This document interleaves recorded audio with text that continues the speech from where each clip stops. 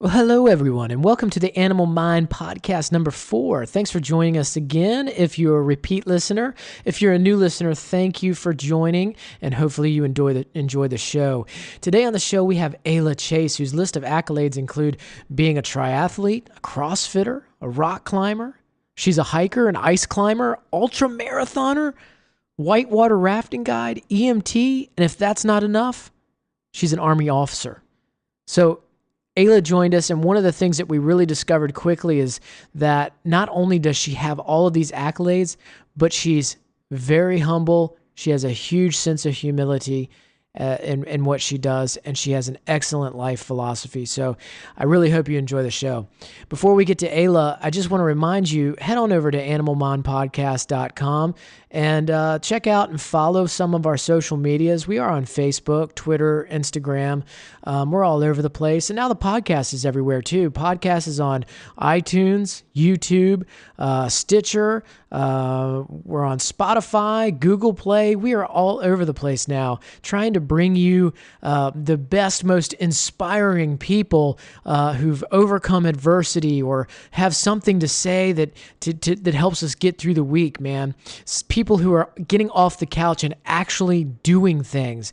So make sure you follow us on the social media. Make sure you follow our pod and subscribe to our podcast. And if you feel so inclined, head over to the website and click on shop.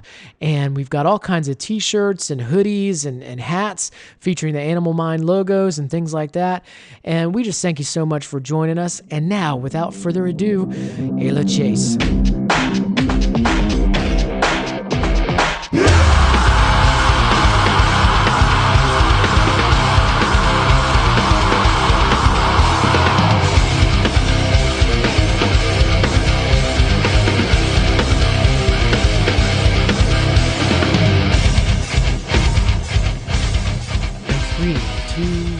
Stand by for liftoff. Hello again, and thank you for joining Zach and I for another delightful podcast.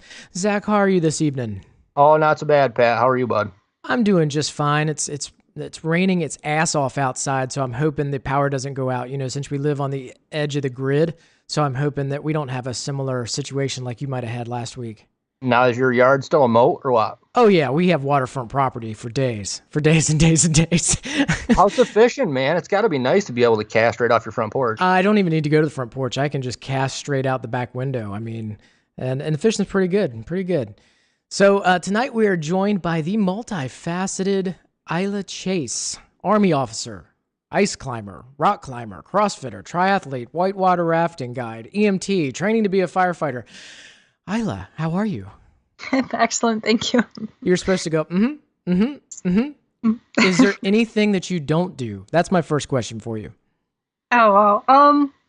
Yeah, I'm sure there's plenty that I do not yet do, but would certainly be interested in trying whenever it comes up in the next part of life.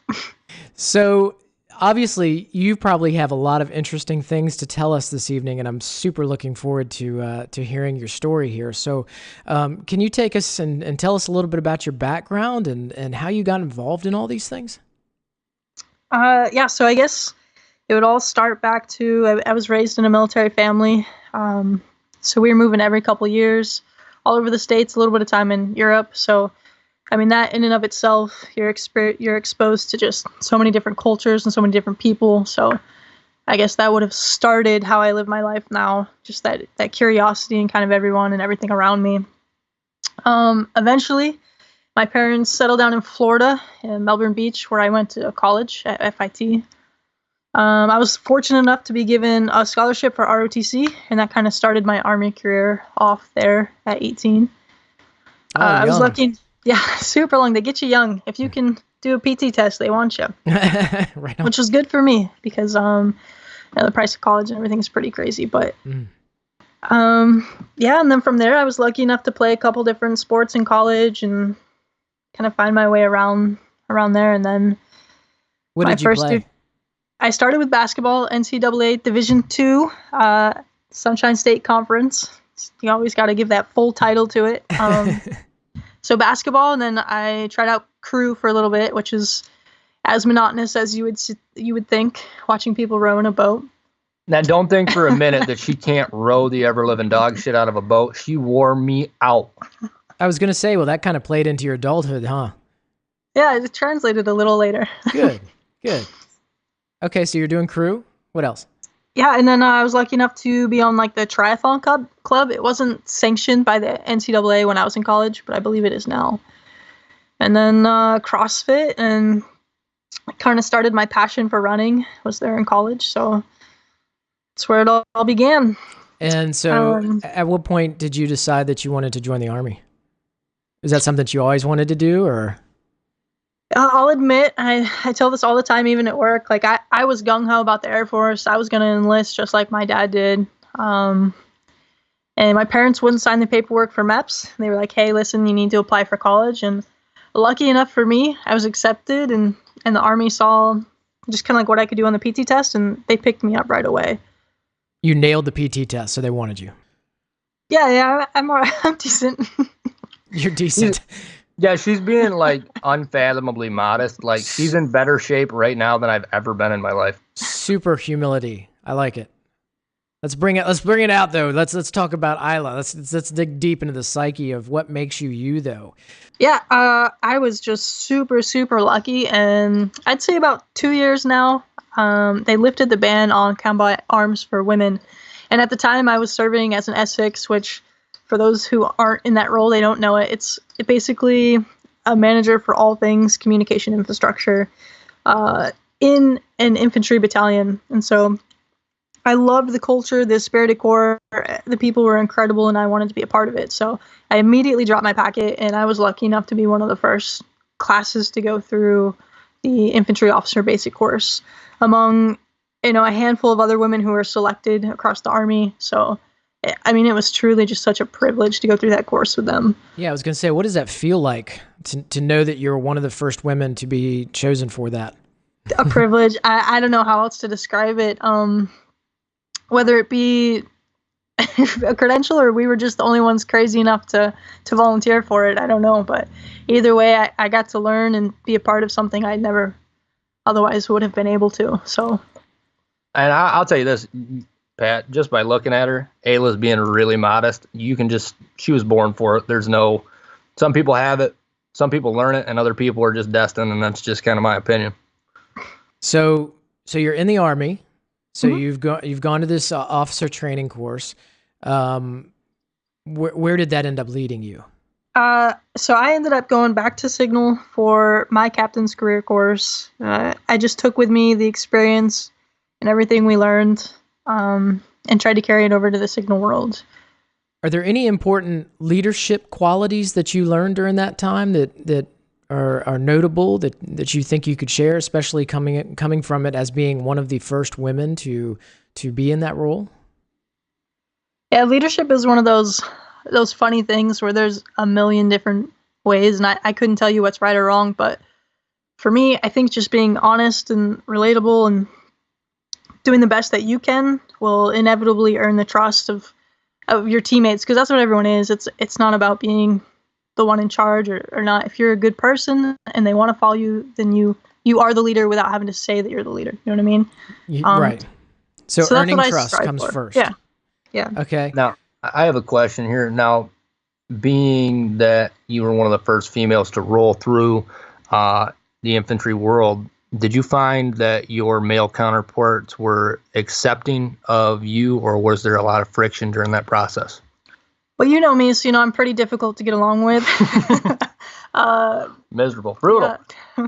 No, and you got to take into consideration, like, the guys who are coming through that course right now, they're going through ROTC or they were prior service. So they've been working with females the entire time. It's nothing new. It just happened to be that this is the first time in the infantry setting. But yeah, absolutely no friction. I mean, the dudes I went through with, I was so lucky. They were just outstanding people. So, how long were you in the Army? Are you still in? I'm still in. I'm going on 5 years. Going on 5 years. You entered at, you said 18 years old. What are your future goals? That's a hard question. So I just keep waiting for her to hurry up and become a general, so that way I can just just have free reign on whatever post she's on. That's kind of my dream. So within the military, so that I guess, and this question is it causes conflict sometimes because I won't tell anyone that I'm in it to reach a certain rank or that I'm set out to do 20 or anything like that. I would like to continue to serve in any capacity that I still love and as long as I'm useful. So whether that's as a captain or as a general, that's how long I'll serve. And my goals kind of shift and change with whatever position I'm at. So whatever the organization is where I think that I can best contribute, that's where my goals kind of align. So some people hate that response, especially in the military, and some people appreciate it. So how would you describe the way that you are flexible, and how does that benefit you in your current career path? I guess for me, it's because my happiness and my self-worth isn't dependent on a rank or on a position. I am happy. I'm happy doing what I'm doing. I'll be happy in my next job. I'll be happy wherever I am because it's a choice and it's a state of mind. So in the Army, I guess, wherever they put me, I mean, I'll just make the best of it. So let me ask you this. You have a laundry list, a grocery list of sort of what the average person would call amazing things that you do. It looks like you do them on a daily basis, following you on Instagram and all. And you say that, happiness is a choice and things like that. If happiness comes from inside you, why do you do all these things? I mean, do they bring you happiness as well? I mean, what comes first, the happiness and then the activity, or the activity then the happiness? It's the experience. I guess for me, the purpose, and this is different for everyone, but my purpose, the meaning of life, if you will, is to find meaning in what I do and share it. So that could be hiking, that could be on the river, that could be running. If I can connect one person to something new and make their life better, like the happiness that brings me, to see that and be a part of it is astronomical. I can't even put it into words. So the one thing that I've noticed in my limited amount of time with Ayla is that whenever I'm done for the day with rafting and she was there, I am happier. And that it doesn't matter what we're doing. We've had terrible days. We have days where we've been grievously injured because of the choices that we made. Near death. And near death. And I mean, when I say near death, I'm not like laughing, saying near death. Yeah, she's giggling. And I'm not saying like near death, like, we almost died. And the best way it was described was a guy named Chris Cole said, the only way that could have been worse is that one of you should have died. So let's talk about that. Let's talk about what. So. I want to dig deep into that. When did you all almost die? Oh, geez. Oh, should you tell it? Yeah, I'll tell. So I'm going to tell a story about the time Ayla tried to take me out. So it was August. Ayla and I have been blessed with an awesome opportunity to learn from some great pros at Adirondack River Outfitters. I encourage anyone who wants to raft, come hit us up. We will take you down the river. You have an amazing time. They should be a sponsor. Not like the story we're about to tell. This is about trainees that do not count the same as guests and customers. We love our guests. We do everything to maintain their safety. However, when you're a trainee, well, you got to learn things the hard way. So yeah, they should be a sponsor. I hope they are one day.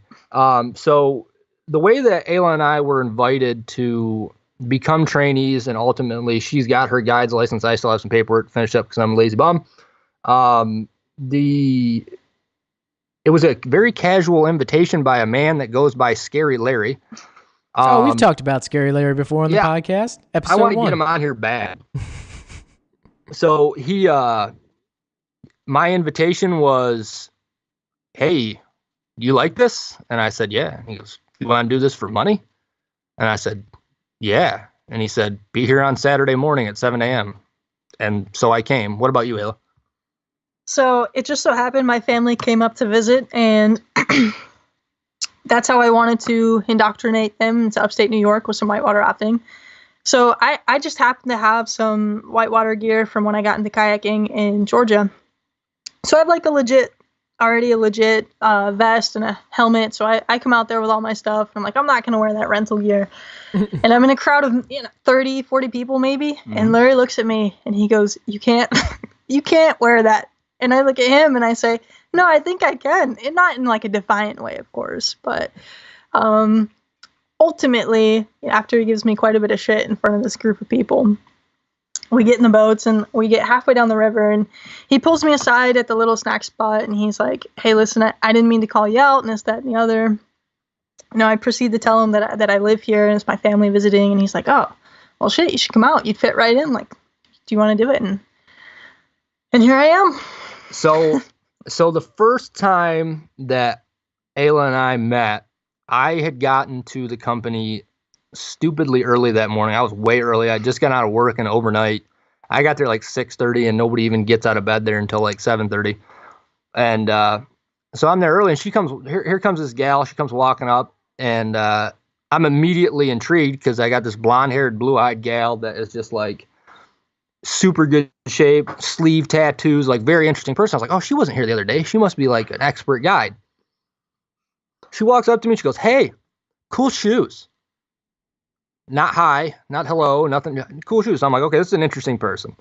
So never exchange names or anything. So we get the boats blown up, drop them in the water, and we get in what they call the geek boat with three other guys. So two or three? Three. Three guys. And so Ayla and I and three other fellas, and nobody has introduced themselves at all.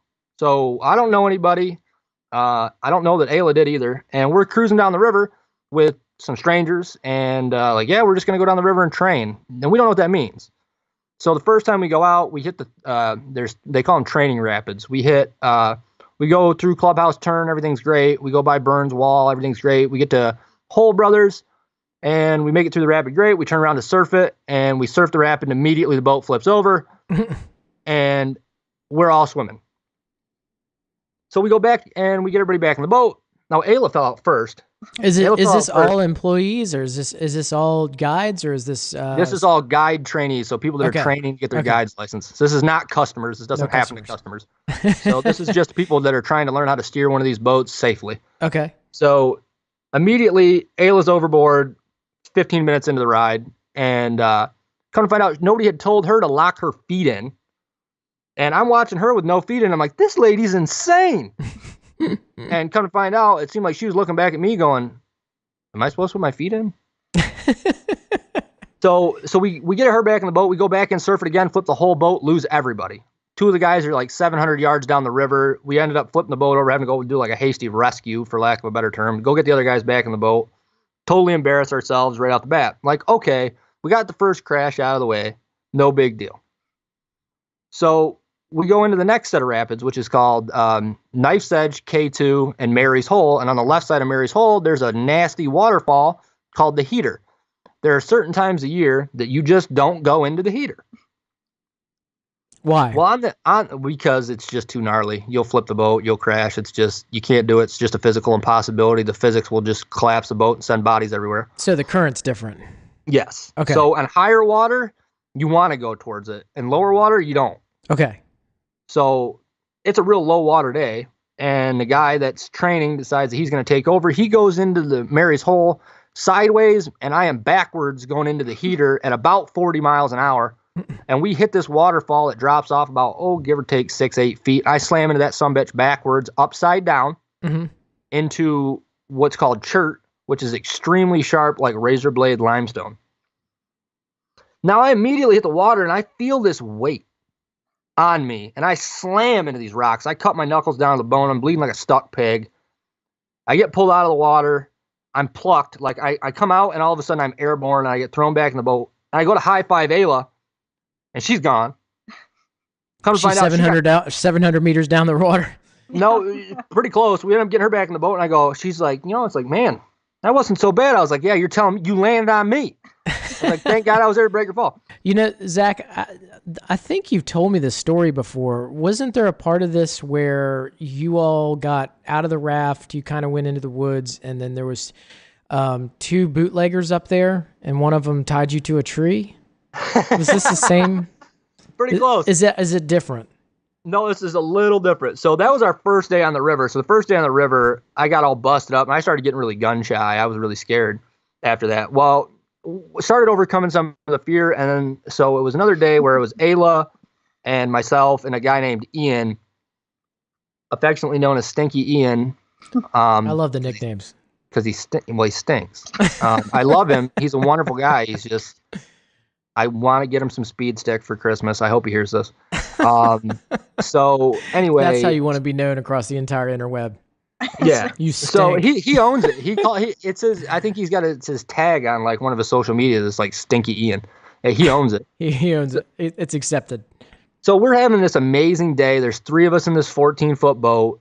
And it's a little faster, a little easier to turn than a full-size 16-foot boat. And we're cruising the river. We're crushing it. We're just having a great day. Everything's going the way it's supposed to go. That should have been what we should have known was that's foreshadowing for you're about to gonna die. So we go through a couple of rapids. We go over the dam, and we make it through 3 rocks just fine. We're going into Zig, and Zig and Zag are right next to each other. Well, at Zig... is it at Zag? It's at Zag where Panic Rock is. There's an ambulance-sized rock. Anybody who's a raft guide knows that you stay away. I like how you compared it to an ambulance. I mean, out of all of the things you could have compared it to, really, I mean, just have ambulances on the mind. Yeah, that's the way it was explained to me. Like, how did you hit that ambulance-sized rock? And I'm like, Bobby, why are you thinking about ambulances on the river? So anyway, we cruise through Zig, we crush that, we're coming into Zag, and we hit a wave and lose all of our momentum, and the boat is getting pulled into the rock. There's nothing we can do. There isn't enough horsepower in the world to save us. We're paddling furiously while we're being screamed at by our safety kayaker, and it's just happening in slow motion. Whistles are blowing, people are screaming, houses are on fire, and all of a sudden, everything for me slowed down into slow motion. Like I can hear my heartbeat and I hear myself audibly going, fuck, ah! And so the boat slowly drifts into this rock, but it gets pinned really hard by the water and it starts to sink the boat. My back is to the river and my feet are braced up on the rock. And I look over my shoulder and I see Ayla and Ian, they're getting out of there. Well, I had nowhere to go. I was pinned. So I just like, okay, I got a plan. I'll do a backflip out of the boat. You know, because all bad situations are solved by a really dumb backflip. So I do this flip out of the boat. Like, just like hold my beer, and I do this roll out of the boat thinking that I'll just land on my stomach and I'll float my way down the river. Wrong. I hit every fucking rock in between. I pinballed to the point where I was audibly groaning and guests and customers were going, oh no! I'm bouncing off of shit. Finally, we get done. I am sitting there. I look like Peter Griffin holding my knee going, and we're all kind of staring at each other, and none of us are moving. We're all just kind of like, what the hell just happened? We're getting screamed at by the safety guy, get out of the water, get the boat, and we're like half alive. So that's just my half of the story, so I'll leave the rest to Ayla here. So although it's not important to know who was driving, I will say that if 2 other personnel maybe had a little more muscle power, we could have gotten right past that rock. But yeah, it was pretty intense. We had to wait about an hour for that boat to come off the rock. I mean, that's how intense the water is pushing it against it. So I think what we need to do is we need to have one of those cartoon artists that cartoon out podcasts so that we can have some imagery to go along with this. So this picture is forever immortalized on the Narnivores Instagram and Facebook. Narnivores, they have this awesome like rafting carnage website of people just crashing rafts. And there's a picture of Ayla and Ian and I all next to our crashed boat. And we look a lot happier after the fact than we were when we all decided to eat rocks. Is that one of those pictures that you have on yours, Zach, on your Instagram? Yep, I sure do. So does Ayla. Yep. Okay, right on. So and then after that, you know, when you almost die with your friends, the only thing you can really do is just go out to dinner. And we had a nice little dinner, and everybody just kind of celebrated life. And then after that, everything kind of started to click. You know, you can only almost die so many times before you're like, all right, well, I'm either going to get comfortable or die. And then Ayla and I started doing what's called R2, and we would just take our own boat out with the 2 of us in it. And actually that was when we kind of really started learning the rapids well and actually kind of reading the water and that kind of thing. And we did get into one real intense rodeo in one rapid. That was insane. I got thrown around like a rag doll. Ayla cheated. She was in the back of the boat.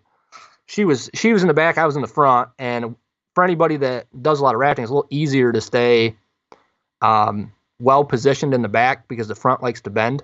Mm-hmm. And so we're stuck in this rapid getting thrashed around. I'm getting thrown around like a rag doll, and she's got all the control of the boat. And man, I mean, we came close to losing her on that one. That was a wild rodeo. That was fun. You know, for some reason, ever since you started telling the story from the beginning, I'm picturing you, but it's not you. It's Burt Reynolds, and I don't know why. It's a good comparison. It's a good comparison. I think, you know, the rugged good looks, the chiseled jawline, really, you know, the mustache. You know, I don't like to brag. You know, I'm pretty humble, but I'm gorgeous. So, Ayla, at what point did he get tied to the tree? It's hard to say. No, you don't even know. This lady, she jumped off a 40-foot cliff, and the rock exploded underneath her that she jumped off of. She landed in the water, didn't even know the rock collapsed. I had no idea. I jumped in. Oh, Deliverance. That's what I'm thinking of. That wasn't a story. That wasn't something that happened in your life. I'm sorry. I watched it earlier this week. I'm sorry. I'm telling you, this lady jumps off the rock explodes, and there's 4 grown men that watch her jump. The rock blows up, and she hits the water, and there was like 4 guys at the same time like, oh shit, she dead. And she just comes swimming out of the water. She's like, that was great. I'm like, you didn't notice the whole fucking cliff collapsed? And they just have their cell phones out recording it. Oh, that was wild, man. I've never seen anything like that in my life. So, Ayla, I take it you like to whitewater raft. Like, Zach, you gotta let the guests talk a little bit. I got on a tear there. So well. So as of now, I'm assuming that all of our listeners know that you guys work together. I guess we'll kind of see this summer. We were just trainees last summer. It was more of like an unpaid internship, if that makes any sense. Oh, okay. And you get some kind of certificate, and then you can get picked up the next year? More or less, yeah. You get some paperwork that says that you've done enough trips down the river, that you've demonstrated that you can guide the river, and then you can take your state exam. And if you pass your state exam, you're issued a guide's license. Ayla has hers, like I said, and I am I'm not a paperwork guy, so I'm up against the clock here. I got to get my first aid and CPR because I'm a bum. Okay. Actually, I was worried I wasn't going to pass my physical, but then I found out if I just take a piece of paper and the doctor will sign it and not ask any questions, I was like, well, that's going to work. Well, I'm a CPR instructor. I can just teach you through a podcast. If that's legal, let's do that. I think you can pretty much learn anything online. It'll be one-on-one. And if that's illegal, I don't care. Just forge the paperwork. Get it done. All we got to do is make sure that, because there is a practical portion of that, we need you to go into your daughter's room, find a doll or something, or just take one of your kids. Take Jake and just put him out on the table, make him lie there. No, I'll just use my puppy. He's dumb. He'll have no idea what's going on. Very good. So another thing that Ayla was telling me, we had dinner tonight. She came over early to spend some time and meet the wife and the kids and whatnot. Hot dogs? She was telling, no, we had venison. We had venison, General Tso themed stir fry with Brussels sprouts. Was it Brussels? No, asparagus. Asparagus. Some legit Japanese noodles that none of us could figure out how to cook because none of us speak Japanese or read it. And then some other vegetables were in there, and then venison backstrap. That sounds good. Ayla, I saw that you posted some hiking photos today. Did you also go for a hike today?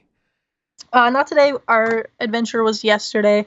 A couple friends and I had found, well, I plan them, and I'm lucky enough that they all kind of suffer through it with me, however good or bad it turns out. And yesterday, fortunately, was good. We went out and did Catamount Mountain right outside of Whiteface in the Adirondacks. Okay. So it was a short little hike with a pretty generous elevation gain, pretty quick, or incline, I should say. I wouldn't say elevation gain, but pretty good incline. And the ice and a little bit of rock scrambling at the top made it pretty fun. So awesome. Did you run into Adam Velastro just speeding right past you, trying to get in his 50 miles a day? Unfortunately, no. That would have been quite a sight. It's like, what was that? I just felt some wind go by me. So I want to talk about some rock climbing and ice climbing. How'd you get into that? I was stationed up in Alaska, and MWR was offering an ice climbing trip. And so I jumped in on it and loved it. I've been lucky enough to find some pretty amazing people who are far more superior than I in the sport, so I just kind of get to tag along. And the same is true with rock climbing. I'm skilled enough to keep up. So can you describe ice climbing and like what's different between that and rock climbing, like different tools and things you got to use, different methods? Yeah, and I certainly don't know all the technical and proper terminology, but I call them picks. I like picks. the word thingy. I use that in the back of the ambulance all the time. I'm like, hand me that thingy and move that thingy over there. I'm sorry. Go ahead. Picks. No, you're right. Yeah. The thingies that go on the boots that allow you to stand on the ice, and then ice picks and the spiky thingies. Okay. Yeah. All right. And yeah, to me, ice climbing felt just a little more like natural, a little easier. It just felt really systematic. It was, really? One arm, one leg. It was like going up a ladder. To me, it felt pretty effortless. Now, granted, these are very novice, like entry level things that I've climbed, but I really liked it, and I certainly hope to continue whilst I'm up here. Rock climbing, I'm not as natural towards, but I certainly love it. And that you're obviously just using the strength of your own hands, and then contrary to popular belief, it's actually a great deal of leg and like ankle strength about pushing you up. So it's been fun, much to learn. When did you start doing that? Oh man, I got into rock climbing, I guess about 2 years ago now. When I was in Augusta, Georgia, I found a local climbing gym, and I just started going there and ended up making some great friends, and they took me out on rock, like real climbing out in North Carolina and up there. So, and I've been with it since.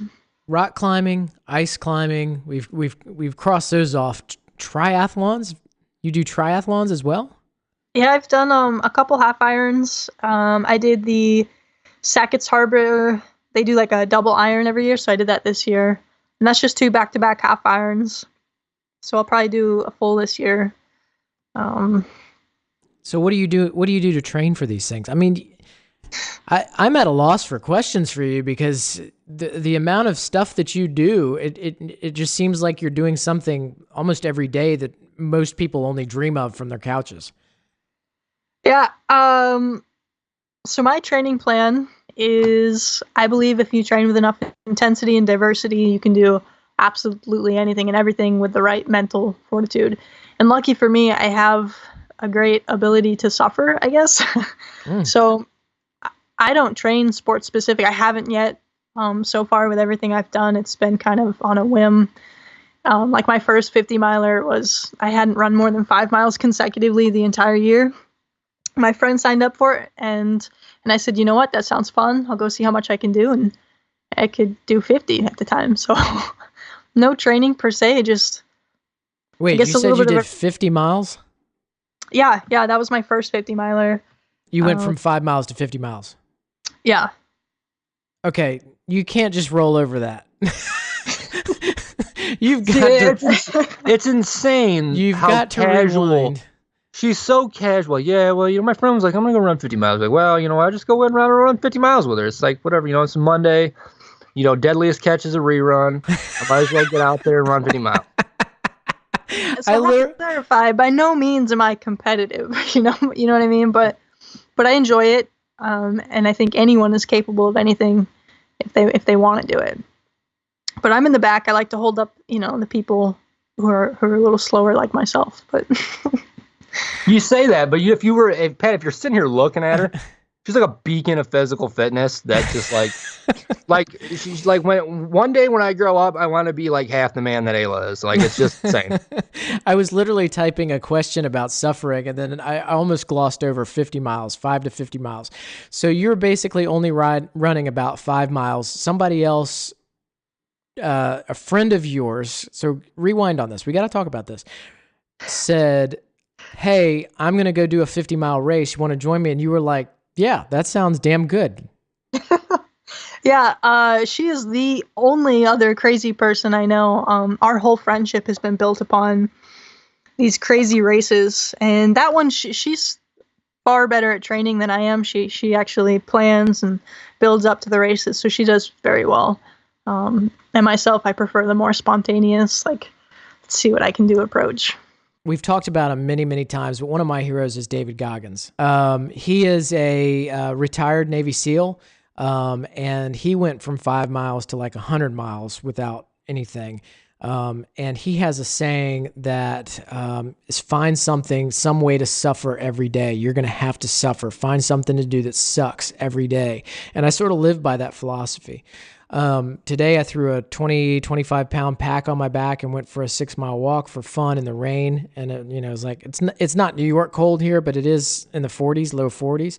That's what I did that sucked today. And I came to a lower, about 3 miles in to some standing water that I couldn't go around. It was about up to my ankles. And I said, you know what? Well, screw it. I'm going to walk through it. So my feet were absolutely soggy for the other 3 miles. So that's what I did to add to a little notch in my belt today to suffer, but it surely wasn't going from 5 miles to 15 miles. Dude, if you talk about like suffering, like I honestly, I can't tell if she's just oblivious to it or if she like relishes the moment, because I don't even think I've ever even seen her frown. And she's just over here giggling like, and I'm like, it's unfair. It's unfair because she can roll out of bed in the morning and just be like, well, it's 95 degrees below zero. My truck's broken down. It's only 18 miles to work. Oh, put on my running shoes. Send her. It's funny you say that because I did live in Alaska and I did have a morning where my car wouldn't start, but it was only 12 miles that I ran to work. It was only 12 miles. It was a light, casual 12 miles through the Alaskan tundra. Uphill on ice. Both ways.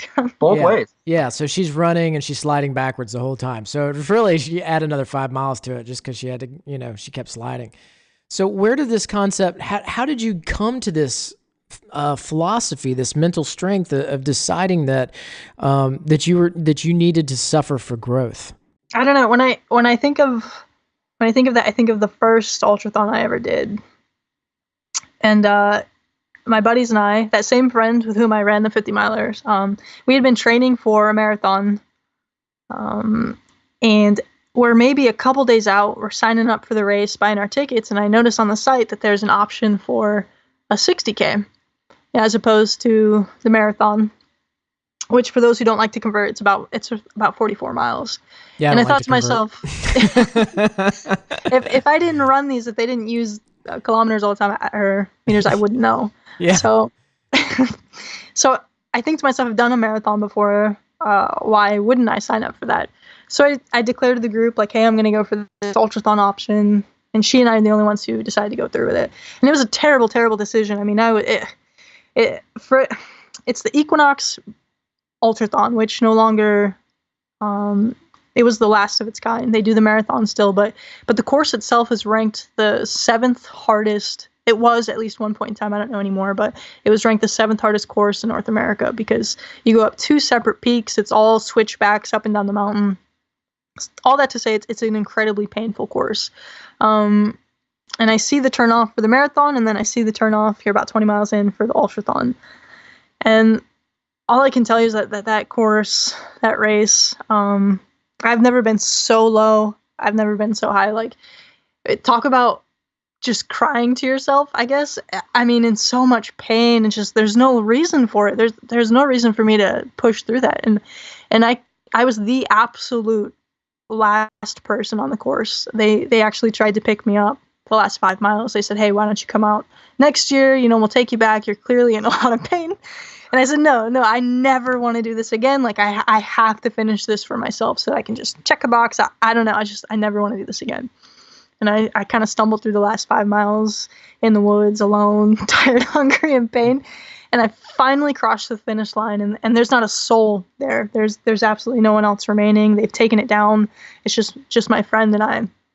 And they finished far before me. And I collapse, and I'm like, it's the weird crying where you don't actually have the energy or the water in your body to cry, but you're going through the motion of it. And I guess it was that experience I look back on all the time because of how far I've come since then. And it's just mind blowing how much you can take, I guess. one of my favorite quotes is Viktor Frankl. He says, "He who has a why will always find a way." And so I guess for me, that why is just to be a better version of myself. I mean, that's so cliche to say. Everyone says that, but you grow so much from these experiences, and it creates so much relativity in the world around us.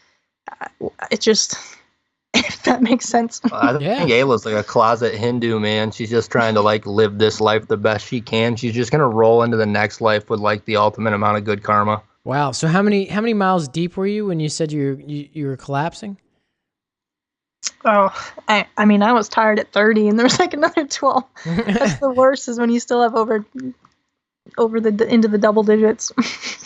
If you told me like, Zach, we're gonna go run 44 miles tomorrow, I'm like, yes, you are. and I say that, and I've done, I think the most that I've ever done is 12, and it wasn't misery by any means. It was all flatland running on the beach, but some people just have this like clean life understanding that's just like very pure, and it doesn't surprise me at all. Like, she just lives like a very clean lifestyle. The best way I could describe it is very clean, morally, ethically, spiritually, emotionally. And I don't know, sooner or later I'm gonna find a flaw with her. I keep looking. I haven't found it yet, but I'm digging. How do you train on a daily basis? Can you take us through a day in your life? Like, start us when you wake up and whatever training you do. During the week, it starts earlier than I'd like. You know, admittedly, I prefer the 7 to 8 a.m. wake up, but it's about 4:30, and I'll just take my dogs for a quick like 1 to 2 mile run, really depending on the weather, to be honest. Even I have my limitations. Yeah, there's just some days it's just not worth it. Mm-hmm. And then I'll usually throw in some yoga, just a little 10-minute yoga, and then 5 minutes of meditation, grab some coffee, head to PT. Let's pause there. So 10 minutes of yoga, all right, and 5 minutes of meditation. What kind of meditation are you doing? I've kind of dabbled in a couple different. There's apps for everything now. So there's the one where I forget what it's called right now, but they'll like talk you through something, or sometimes I'll just play some of that yogi music in the background and just focus on breathing. I don't have like one go-to. Take us through your meditation process, the one you're currently doing, if you don't mind. Yeah, there is a Spotify playlist called Shamanok Peace, probably pronouncing it wrong, and it's just beautiful instrumentals in the background, and they're anywhere from 5 to like 8 minutes. So I'll choose one kind of at random, and I'll just listen to the song. I prefer to close my eyes and sit, like the typical vision of someone meditating, legs crossed, hands at my knees, all that. And I just listen to the song, and I listen to what different noises I'm hearing and how it makes me feel. What do I visualize? What's the first thought that comes to mind when I hear those things? And that's what I do. So it sounds like a mindfulness style practice where you're just trying to pay close attention to everything, and then also your body as well. Yeah, exactly. Okay, cool. All right. So you've done your run, you've done your yoga, you've done your meditation, and you said you grab some coffee and continue. Yeah, then I go to PT. I'm lucky enough to get to train on my own. So it just kind of depends on what I'm feeling. I went 1 month where I just did 25K every day on my rower, and that was kind of a fun month. Okay. And then 1 month, I'll choose a myriad of different CrossFit workouts. Right now, I'm on a kick with SoFleet, and I'm kind of following some of their programming to mix it up. And their emphasis is strength training. So I've never heard of that. Do you describe that to me? SoFleet, what is that? Yeah, SOFLETE. It is this app-based platform that combines nutrition and just a plethora of different workout programming that you can follow. Anything from like competitive CrossFit to strength training to endurance training. And they've written up this entire program for the longest I've seen is like a 180-day program. And I like it. It's kind of just follow it. Something a little different. They have like a leaderboard so you can compare your stats to, other people doing that same workout, and then it tracks what you've done and how you're improving. So I like it right now. So when you're doing these, when you're doing your PT, are you thinking about different activity goals that you have in mind, like rock climbing or mountain climbing or whitewater rafting? Are you thinking about trying to make your body more able to do those things, or even as far as army-related activities and things like that? Um, Sometimes, like if I have a specific school or anything coming up, then I'll train relatively specific to that. So maybe like a little more army oriented with rucking and things of that nature.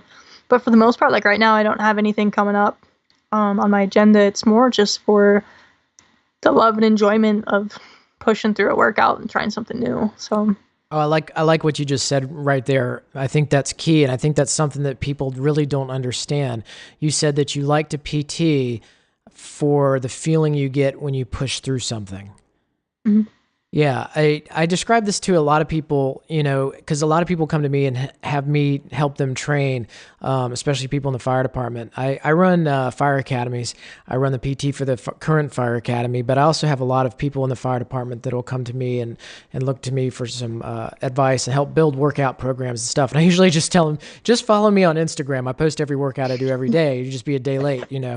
But I always tell people, forever and ever and ever, I would try to work out and then it would last maybe a month or two and then it would just stop.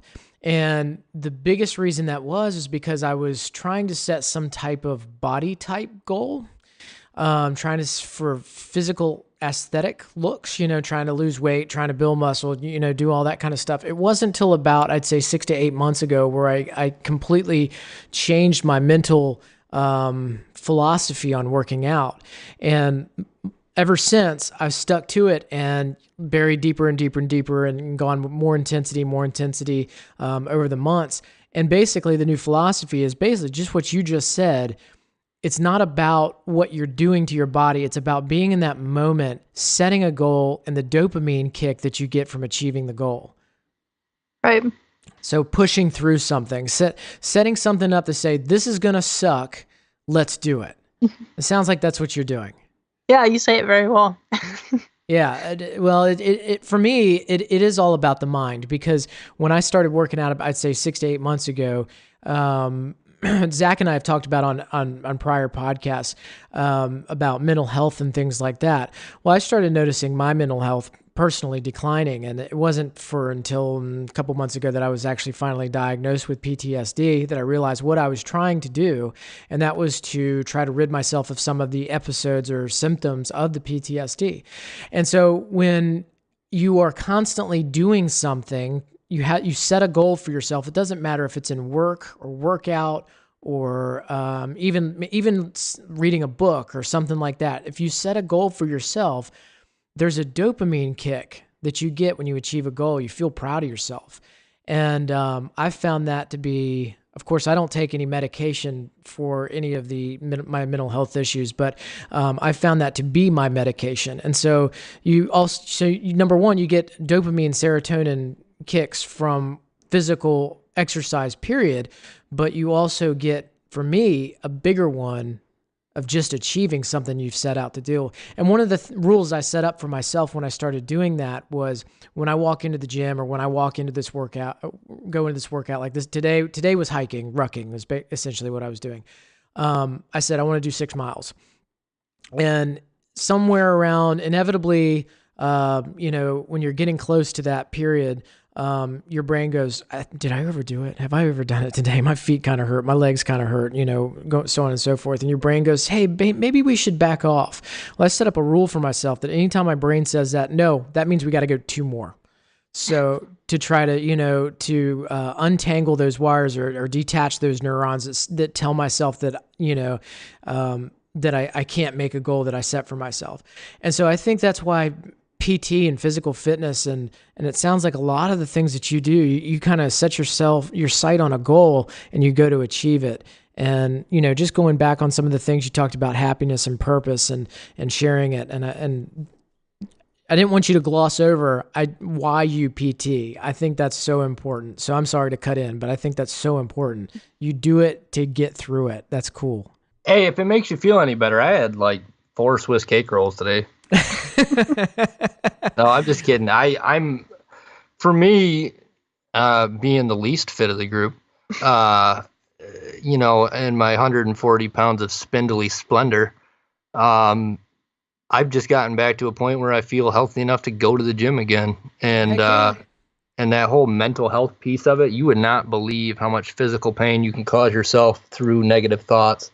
And it's kind of nice to get to a point of happiness to be able to feel good on a daily basis versus being beat down, whether it be through work and stress and all that stuff. Shit, I couldn't even go for a run from the blisters on my feet from stress. So it's nice to finally be able to put on my running shoes and go for a run and not feel like I'm going to die. That's awesome. I found that I cannot stop. If I stop, the effects wear off rather quickly. Like as far as mental health effects, like I have to keep going. I have to keep going every single day.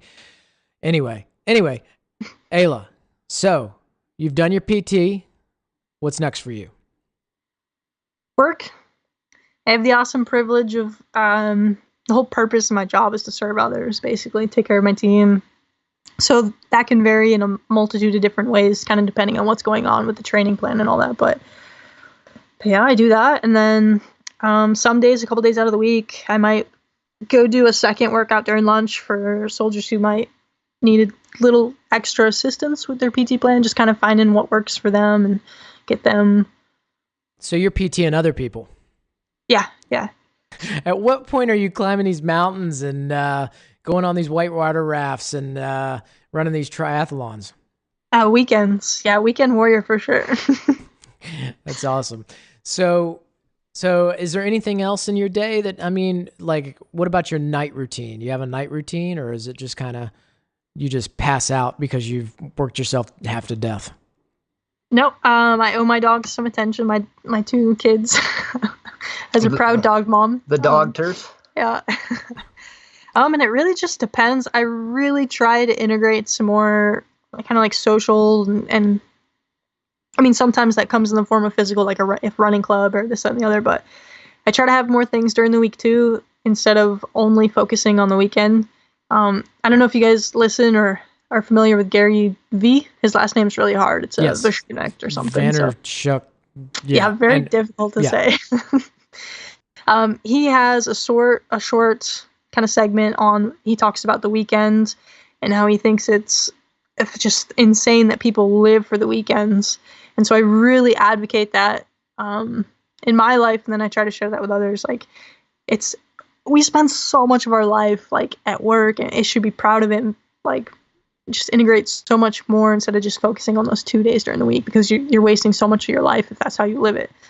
So all that to say, no, I don't go home and just pass out. And with the exception of like if we were out in the field and it was a cold day or something, but no, I do a lot of reading. It wasn't until recently that I got a TV, so I usually would read, or in other places I've lived, there's been running clubs or climbing clubs that I'll go do during the week. The demographic here doesn't quite have that, so it's very much kind of just me and my dogs, and then a couple of my friends that live in Watertown. So less exciting. What are you reading? Right now, I am finishing up a book called Never Eat Alone. I'm about halfway through. I dig it. I'll admit it's not extraordinarily profound that I haven't read in any other books, but there's take on it, and essentially the whole premise is that it's kind of what I was talking about with connecting with people.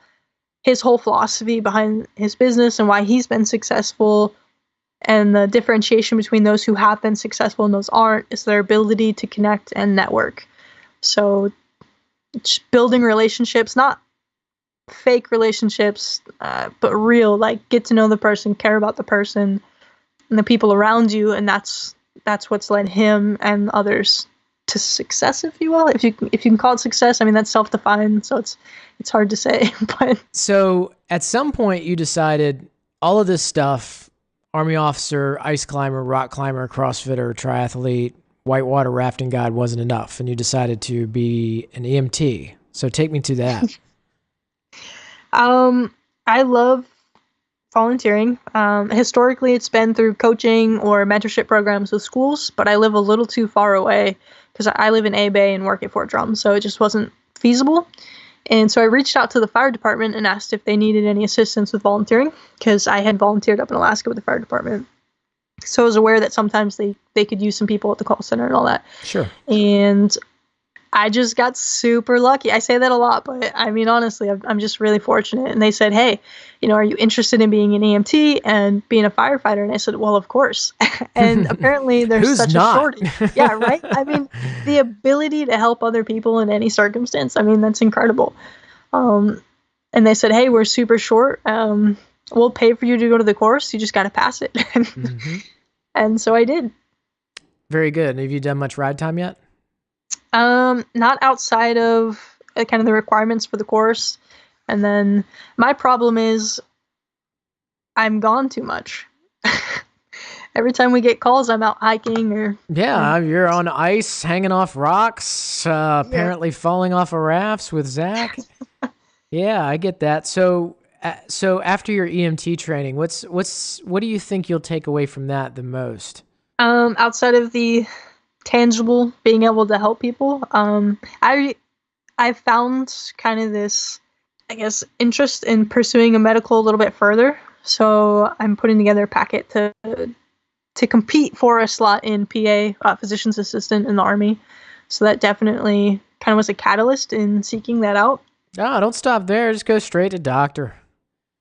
Sounds like, I mean, you don't stop anywhere else. So why would you just stop at PA? See, and that's what I meant. When I said she would be a general, I was talking about the Surgeon General. Yeah, why stop there? Just be the president. Yeah, no, if she's the president, I'm on the cabinet. I'm going to be like the commander of having a real good time. So you said you might be training to be a firefighter as well? Yeah, it just kind of depends on when courses open up.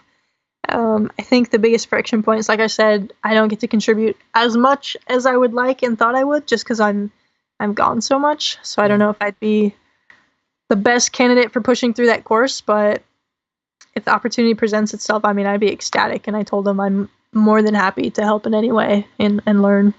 So, do they do Fire 1 and 2 up there? Is that what they do? Is that what they call it? Okay, very good. That's what I teach. Down here in the Fire Academy. It's part of the Fire Academy anyway. But yeah, I mean, I would love to have a recruit that I could, especially when I'm running PT, that I know is just not going to die when I tell them to lift water jugs. Now I do kill them with water jugs. 8.5 pounds brings back some terrible memories for me. The distances I've had to carry water jugs. Do they do that in the Army? Oh yeah, we do a lot of water jug carries. Nice. Yeah, I had them the other day. It was their first day with water jugs. And I said, I tell them every morning, I'm like, all right, guys, this is going to be an easy workout. And they just look at each other like, I know he's lying to me now. So, all right, no, just pick up your water jugs. Just go climb those stairs a couple times till I say stop. So they're climbing up and down this 5-story tower. Just up and down and up and down and up and down and up and down. They're in their turnout gear too, which is about 60 pounds of gear. So then they come back down and then they get back in formation. And I'm like, all right, so now we're just basically going to do some curls and presses. It's no big deal. So we're curling and pressing and you do your holds at the top of your press. Hold. And you start crying, and then we move into iron crosses, and then just a couple of those, and then the tears come more, and then the out in fronts, and so yeah, water jugs can be a powerful thing. It's not so much about the weight; it's about the intensity. Yep. I failed to see the problem in any of that. That sounds like a great way to start the morning. Oh yeah, it's awesome. Yeah, I got one more question for you. If you can go back in time and give a younger you, say a 15-year-old you, advice about life, what would it be? I think I'd tell myself that everything, however good or bad, is all impermeable. Like, it's part of the experience. It's transient. For everything that feels like it's horrific, you'll get through it and you'll pass. And for everything that feels great, really embrace it and appreciate it and just learn from it all. Awesome. Well, Ayla, once again, thank you so much for being on the podcast. And I hope that listeners out there find this to be inspiring and it gets them up off the couch. Because if there's anything this podcast, it's my mission is to get people off the couch and go live.